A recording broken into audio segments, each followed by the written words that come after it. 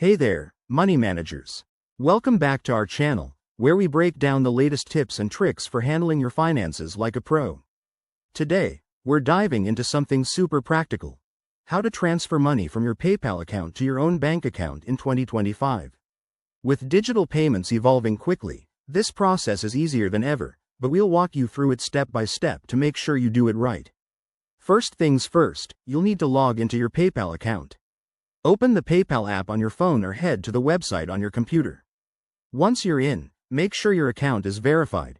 PayPal might ask for some extra details like your bank info if it hasn't been linked yet. Next, navigate to the Wallet section. This is where all your payment methods are managed.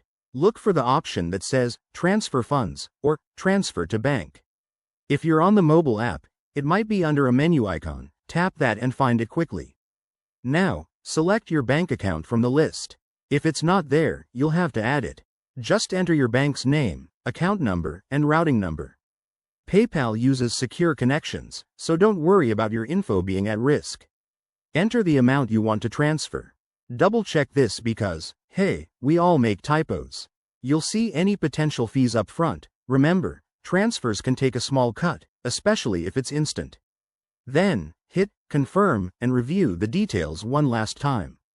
After you confirm, sit back and relax. Standard transfers usually take 1 to 3 business days to hit your bank, but if you opt for instant transfer, it could be as fast as minutes. Keep an eye on your email for confirmation from PayPal. A quick tip: always check for any updates to PayPal's policies in 2025, as things might change with new regulations. And if you're new to this, start with a small amount to test the waters. There you have it, folks. You've just mastered transferring money from PayPal to your bank account. If this helped, give it a thumbs up and subscribe for more finance hacks. Drop your questions in the comments below. I'm here to help. Thanks for watching, and see you in the next video.